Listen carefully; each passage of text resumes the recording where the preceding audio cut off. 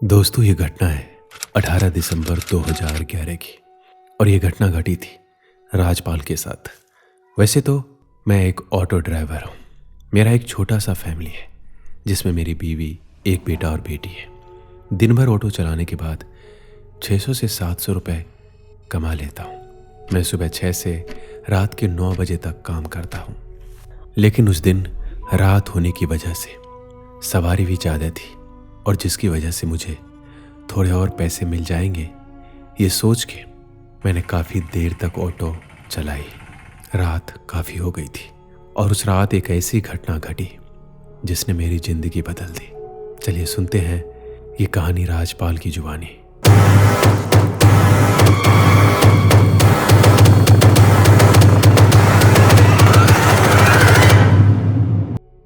मैं पहले एक छोटे से कंपनी में काम किया करता था। उस कमाई से मेरे घर का खर्च नहीं चल पा रहा था और मेरा बेटा और बेटी दोनों इंग्लिश प्राइवेट स्कूल में पढ़ते थे और मेरी बीवी सिलाई का काम करती थी, जिस वजह से घर का किसी तरह से गुजारा हो रहा था। कुछ दिनों बाद मैंने कंपनी का काम छोड़ दिया और एक ऑटो किराए पर ले लिया। अब मैं इसी ऑटो को चलाकर अपना और अपने परिवार का गुजारा करता हूँ। जिस दिन सवारी अच्छी होती थी उस दिन कमाई 2000 के ऊपर हो जाती थी। मैं रोजाना की तरह सवारी रेलवे स्टेशन से और नेशनल हाईवे से लेता था। उस दिन भी मैंने सवारी रात के वक्त वहीं से लिया था।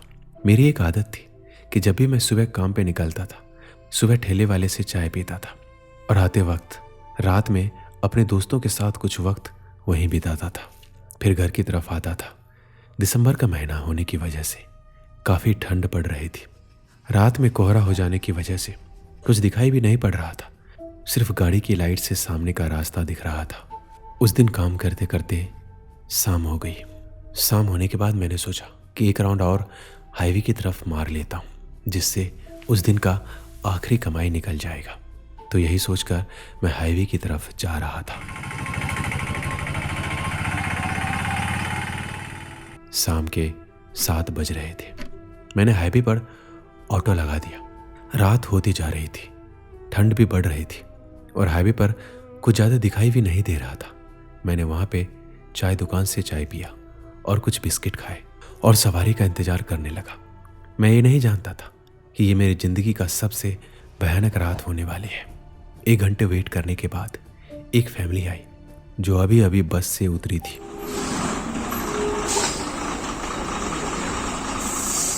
वो 4 लोग थे। मैंने उन सबसे पूछा, आप सब कहाँ जाने वाले हो? तो सबने जवाब दिया कि हाईवे के उस तरफ एक गांव है, वहीं जाना है।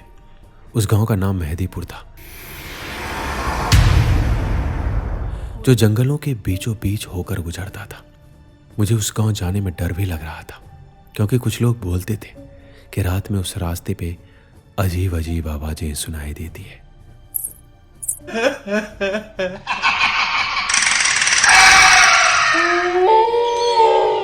और कई बार कई सारी घटना भी घटित हुई है। आज पता नहीं क्यों मुझे अजीब सा महसूस हो रहा था। मैंने उन सभी को गाड़ी में बिठा लिया और चल पड़ा मेहंदीपुर की ओर। वो रास्ता करीबन 10 किलोमीटर का था, तो जल्दी जल्दी मैंने उन सभी को घर छोड़ा और मेरा घर उसी रास्ते में उस गांव के 8 किलोमीटर की दूरी पर था और वो जंगल के रास्ते से होकर गुजरता था। वो रास्ता हमारे घर जाने का शॉर्टकट रास्ता था, इसलिए मैंने सोचा कि इसी रास्ते से थोड़ा जल्दी पहुंच जाऊंगा। रात के करीबन 9:30 हो गए थे। रोड बिल्कुल सुनसान नजर आ रहा था। कोहरे के कारण कुछ दिखाई देना भी बंद हो गया था। मैं ऑटो को थोड़ा तेज चला रहा था। मुझे पता नहीं था कि आगे एक ऐसी घटना घटने वाली है जिससे मुझे डर का असली मतलब समझ आएगा। तभी मुझे कुछ दूरी पर एक लड़की लिफ्ट मांगती दिखाई दी, जो रेड कलर का साड़ी पहनी हुई थी। मुझे गाड़ी रोकने के लिए बोल रही थी। मैंने अपना ऑटो स्लो किया। मैंने सोचा इतनी रात को कौन महिला हो सकती है। मेरे मन में तरह तरह के सवाल उठ रहे थे, पर मैंने सोचा कि शायद इसे कहीं जाना हो। उसके बाल खुले हुए थे, जो दूर से दिखने में काफ़ी डरावने लग रहे थे। मैंने धीरे धीरे ऑटो उसके पास रोका और उनसे पूछा, मैडम आपको कहाँ जाना है? वह चुपचाप से मुझे देखे जा रही थी, कुछ बोल नहीं रही थी। मैंने दोबारा उससे पूछा, मैडम आपको कहाँ जाना है? तब वो बहुत ही धीमे आवाज़ में बोली, भैया आप कहाँ तक जाओगे? मैंने बोला, यहीं थोड़ी दूर पर मेरा घर है, मैं वहीं जा रहा हूँ। वो औरत जहाँ खड़ी थी, मैंने ध्यान से देखा तो वहाँ एक घना पीपल का पेड़ था जो काफ़ी विशालकाय था। उस औरत ने बोला, मेरा घर भी थोड़ा दूर पर ही है, मुझे वहीं तक आप छोड़ दो। मैंने उसको ऑटो में बिठा लिया और आगे की तरफ जाने लगा। मैंने देखा कि मेरे ऑटो की स्पीड बढ़ नहीं रही थी। ऑटो एकदम से भारी हो गया था, लेकिन कुछ दूर जाने के बाद अचानक से मेरे ऑटो का टायर पंक्चर हो गया। एक तो ऑटो का स्पीड नहीं बढ़ रहा था और अब टायर भी पंक्चर हो गया था। मैं बहुत ही मुसीबत में फंस चुका था। मुझे लगने लग गया था कि मैंने शायद यहाँ रोक के गलती कर दी। आसपास कोई भी दुकान नजर नहीं आ रही थी, तो मैंने अपने दोस्त विकास को फ़ोन किया और बोला कि भाई मेरा ऑटो पंक्चर हो गया है, मेरे साथ एक महिला भी है, उसे अगले गांव की तरफ जाना है। पहले तो वो आने से मना कर दिया, लेकिन बहुत बोलने पर वो आने के लिए राजी हो गया। विकास करीबन 10 बजे वहां पहुंचा। उसने थोड़ी दूर पर ऑटो खड़ी की। मैं विकास के पास गया तो विकास मुझसे पूछता है, कहाँ है वो औरत? मैंने उसे बोला, वो देख मेरे ऑटो के पास खड़ी है। तो विकास ने कहा, पागल है क्या, यहाँ कोई औरत नहीं है। मैंने बोला, वो क्या है, दिखाई नहीं दे रहा क्या? तूने पी रखी है? मैंने उसे बहुत बार बोला और वो हर बार यही बोल रहा था कि वहाँ लड़की नहीं है। तभी विकास ने मुझे जल्दी से बोला कि भाई यहाँ से चल, तू मेरे ऑटो पे बैठ और यहाँ से निकल।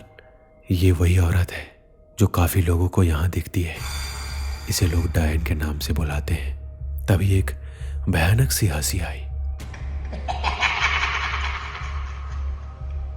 जोर जोर से वो हंसने लगी। उसका भयानक चेहरा देखकर मैं ऑटो में ही बेहोश हो गया और विकास ने जल्दी से ऑटो को तेजी से भगाकर वहां से ले गया। जैसे तैसे करके मैं अपने घर पहुंचा।